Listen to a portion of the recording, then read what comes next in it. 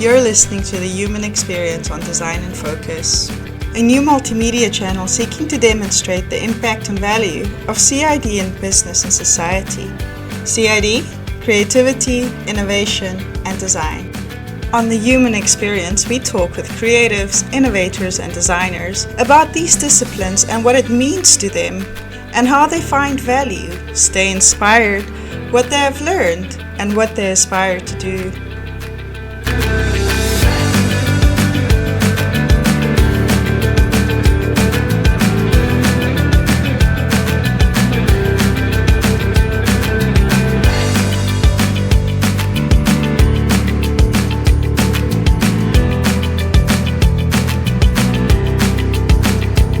Hi, and welcome to the Human Experience on Design and Focus. Today I'm speaking with Sebastian Kind, a music producer from A-Maiden, and we'll be talking about the creative process behind producing music. Hi Sebastian. Hi. Can you start by telling us a little bit more about yourself? Yes, of course. I'm 32 years old. I live in IJmuiden and I make music as a hobby. And that's about it. How did you get into music? Well, 15 years ago I stopped playing soccer and I had a big gap and I filled it with music, so that's how it went. What does music mean to you? Well, first and foremost, I see music production as a form of meditation, getting my brain on something and have logic and creativity running both after one another. And it's like turning into a subconscious frequency that feels sound. That's very, very, very interesting. Can you tell me how do you go about bringing that to life? Well, pick your element to start writing with. This can be something to hum, a theme, a sentence, some chords or melody or drums. And I usually start with drums as this gives the instrumental a more masculine outcome. And some of the greatest guests, people like Max Martin, Backstreet Boys amongst others, start with a melody to be totally free, independent from any kind of other.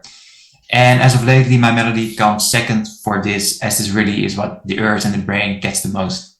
All right. What's the difference between masculine and feminine, and why do you choose masculine? Well, the difference between masculine and feminine, in my opinion, is that if you choose for a feminine approach, you start writing music straight away on a piano with just some notes and chords, and then put the drums thereafter. But you can never have a really good groove if you put the drums thereafter, because you're bound to those chords and those melodies. So then you fill it up with chords and melodies. And if you go for a masculine approach, you're actually giving the drums the most of the space. So that would be masculine. So what's the next step? So after the drums, chords and melody, I divide the first loop in at least 3 sections. A verse, a pre-chorus, chorus, and a mid-8 or bridge. And all these contain some of the first loop but are musically different. All right. What does musically different mean? Well, you can have like split the drums a little bit, or have some kind of different groove, or you have just to make it musically interesting, some different parts musically, so different notes, different melodies. But you have to be really skilled for that, and I'm still trying. Well, at least you're trying. So you collect sounds that you like, and then you string them together, right? Do you have a plan when you start? I usually mix as I go, and so if the bass drum needs some more oomph, I will insert a nice vintage equalizer to achieve that. I use up to 3 mixing plugins on each individual track, so that's not much. Yeah, all right. So in your response, you did talk about feeling the music or experiencing it to fine tune. Can you talk a little bit about that? Yeah, it's like mixing. So if you're just having some drums which are not mixed, so there's no compressor or equalizer or just a plug-in on the thing, then it wouldn't get your feelings as much as it would be mixed. So it's just for inspiration to make it more like the end result. And I also put some plugins on my master channel, so it will sound a little bit fuller and more finished. Robust, yeah.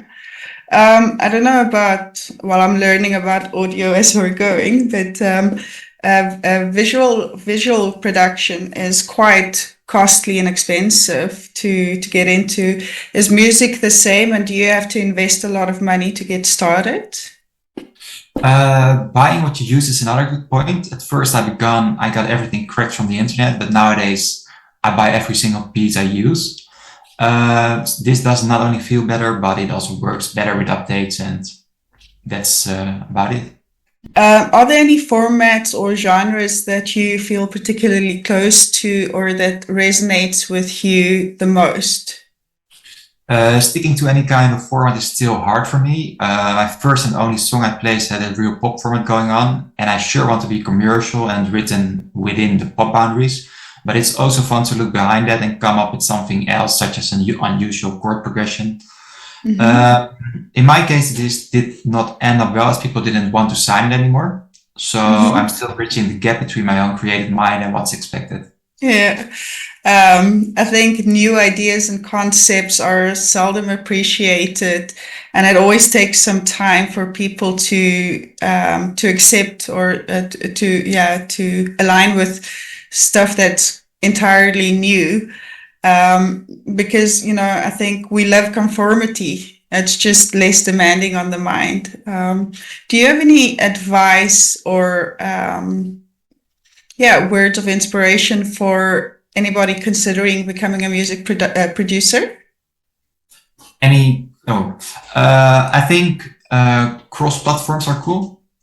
So a combination of genres. But I'm actually not sure how to break that barrier, because if it sounds familiar, it sounds good. If you're in your favorite liquor store and you have your familiar pop music going on, you say like, oh, let's buy some liquor or else. It's actually mind programming. So yeah. Yeah. Oh, well, we can go quite deep into that, and that's a whole other discussion for the dark side of the force. But do you think people who are not musical can still do musical production? Yes, of course, because most of the time you don't even need a keyboard or a guitar. You can just start straight away by painting with your piano roll and painting with the mouse. It's just what you hear, which sounds good, is good. So it's not. You can start with Fruity Loops if you know the program. We had a Fruity Loops, DJ Fruity Loops or something like that in 2014. A particular, and we created the vinyl art showcase. So basically, we collected a group of artists and musicians, and we did an exhibition. And the inspiration was vinyl, and maybe it was DJ Pain and Hope. And they put some fruits on the vinyl, and then they played it, and that was their Fruity Loops. Okay, pretty cool. So that was referring to the program, right, or not? No. Maybe it's referring to the program, but I don't really know music. But I remember the Fruity Loops part and the fruits on the vinyl. So maybe it was a reference to that for people in the know. Because each industry has its own little secrets. Interesting.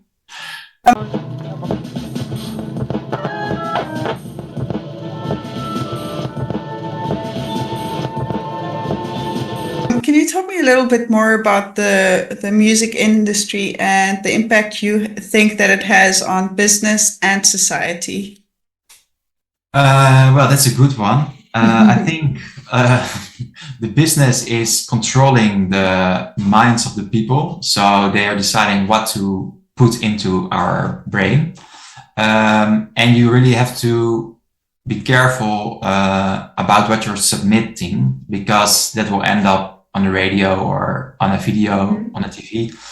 And that's impacting society. So you can make little steps to put some more different music into people's head. But then again, you have to write within the concept which we talked about before. Yeah. And that's a really hard question. Yeah. So I think it also maybe depends a little bit on the type of artist, because some people are also, some are more commercial and some are more expression based, I would say, right? Definitely. And which one are you? Are you a commercial writer, a producer, or a what's the word for it? I try to find my own style, but the problem is that you can best then go, if you want to write, I prefer to write really chaotic and a lot of chord changes, and I try to find new sounds and build up my own library and not go with 808 kick drums, what everybody's using. So I end up actually writing for the K-pop market, the Korean pop market, as they are really most open into new inconvenient styles. Are you familiar with that?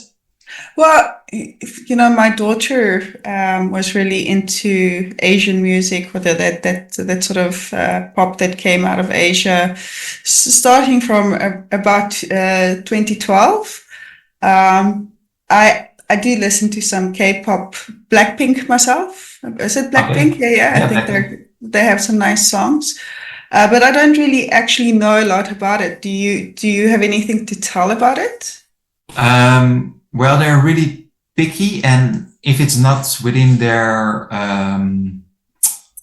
musical writing or their chord progressions, the many chord progressions they have, then they will not accept it. But they're really their themes of the songs are really getting against that mind programming. So they have a song, for instance, really? Gorilla, and it's really what we talked about. Against, I don't know what to say. I think NLP is sort of like related. Do you know anything about NLP? It's neuro-linguistic programming. Okay. Yeah. So they're really, I'm not sure if it's really because it can have the opposite effect, but they're really into getting into different cases and what's actually current for this world, this all-changing world. The world's always changing, you know. Each generation thinks it's you know, it's gonna rule, and it is gonna rule, and then comes a time when they get to a certain age and all of a sudden they're getting older. And then the new comes, the younger generations come up with all their things. I heard a professor say the other day, he talked about, he said, you know, somebody very famous long ago wrote, everybody is writing a book and the kids are out of control. Right? When do you think this was? That must be in the 60s or the no, even back, way more back. Okay, I have no idea. Plato. Okay. It's pretty on point. Yeah, I think, you know, we sort of change our environment as we progress to keep it fresh, but we're still the same creatures, you know. If I cut you now, you're gonna bleed. If I go to a person 400 years ago and I cut them, they're gonna bleed. So, you know, in essence, that maybe evolution is true and all of that, and we are changing, but I think the changes aren't so significant that we're completely new creatures. We're still the same things. We still have the same emotions. We still have the same physical attributes. So, but you know, we take part and shape our world. You did talk about meditation in the first part. This shaping the world that you're talking about, does that play in with your your with how you, yeah, like meditate, meditation, meditation. Yes. The meditation is quite an aware type of. You have to have a certain level of awareness to partake in meditation, and Yeah. you have to have a certain level of awareness to want to make changes in the world. Is the two related for you? Yes, it's more like well, it's not more like, but it's like going to another place and another place in the universe to get the sounds from, and then let the other place do the work. So it's not really rational. Oh, I'm going to make music. This is my theory, and this is already been done 10,000 times. But I just changed one little sound, and there's a new song again. But it's more like what's up there in the air. So it's Yeah. more like, yeah, I will see. It's maybe not so productive, but it's well worth the experience. All So right. the learning curve is really slow, but okay. Yeah. Yeah. I can imagine. It's, I have a strange question, and I think a lot about philosophy, and I play a lot with mental thoughts, or sort of theories, and that kind of thing. And have you heard about the global consciousness? Yes, the Yeah, Merkaba or yeah. yes, So in 2010, um, my daughter was sitting in the back of the car playing with my phone, recording herself, and she always used to make up songs. And a couple of years ago, 2 or 3 years ago, I was watching through the videos, and I found this video of her making a song. And I swear to God, it sounded exactly like a Madonna song, which came out years later. years later. Okay. Later, and I was like, did she copy Bridget? Or is it that there's just sort of like, because music is sort of, for me, very emotional. Like I can get emotional reactions from music, not all music, but the right kinds of music. And so, I think because we still have challenges explaining exactly what emotion is, um, there could be a lot more about it that we don't understand. So maybe that forms part of the global subconscious, and Yes. somehow we feel that energy or that vibe. Do you know what I'm trying to say? Yeah, do you mean that you're like uploading ideas into the cloud and then people Yeah, can tap from that, yeah, can or tap into yeah, that? something like that. But also like, if you look into the theories about energy, so some people will argue that everything is just energy, and energy never dies. It only transforms, and it sort of moves, and it's just this ever changing. Sorry. It's feminine, right? Energy is feminine. I don't think so. I think energy can Okay. be both.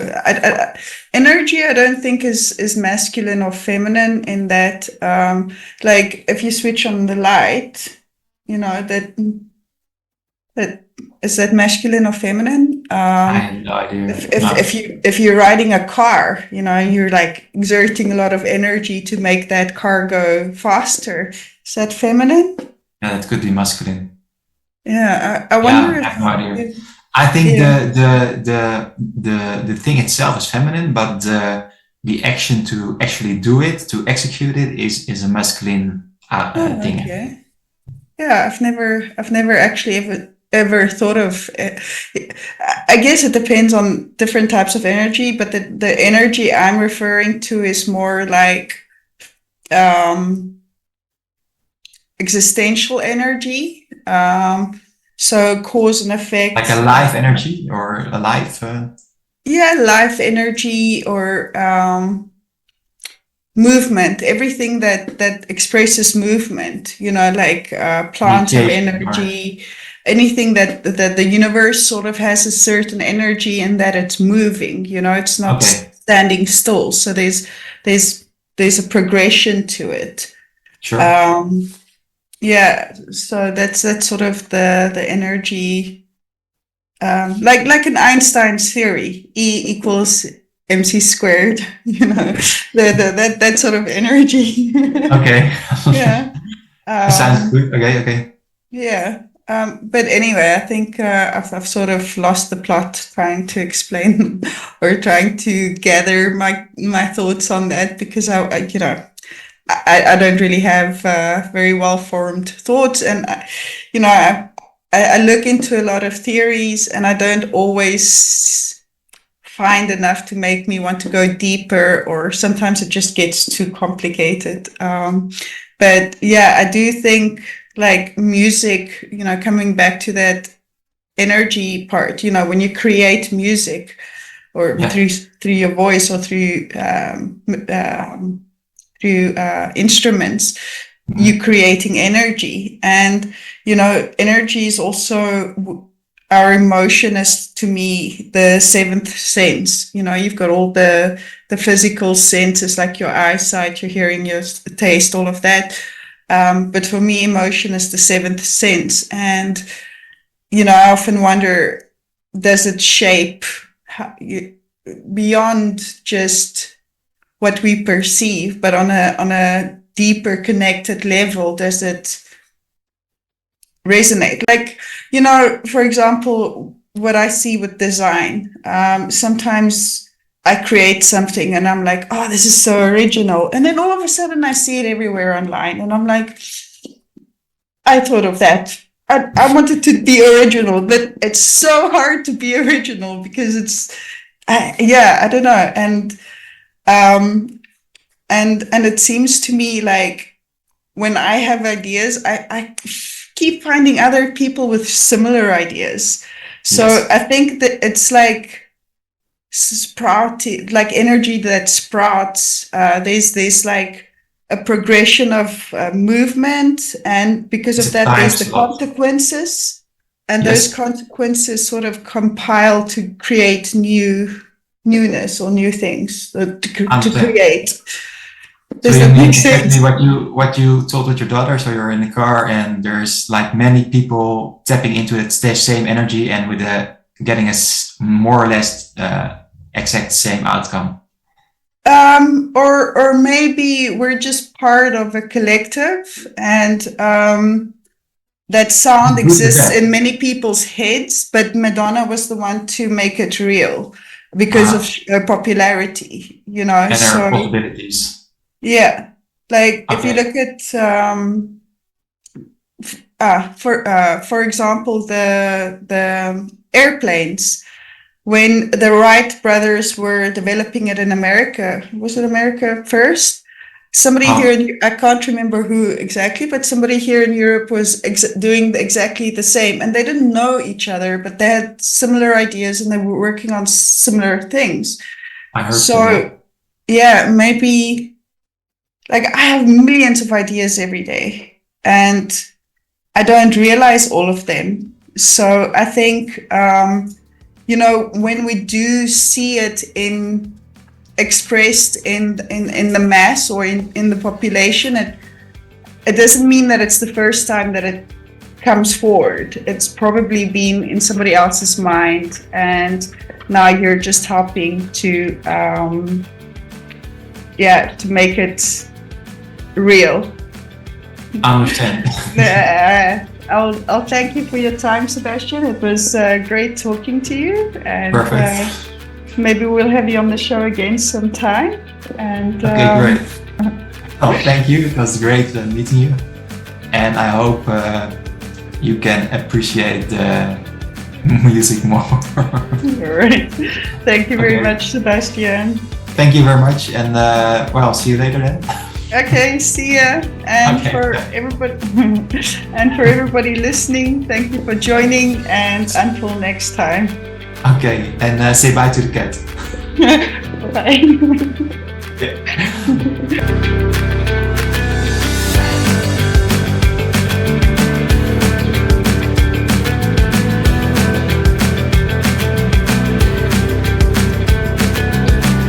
you've enjoyed listening to this session, please subscribe to us and follow us on social media. Visit designinfocus.org for more information and content. Design in Focus is a labor of love and can use any and all support. If you'd like to help keep us alive, please consider making a small donation.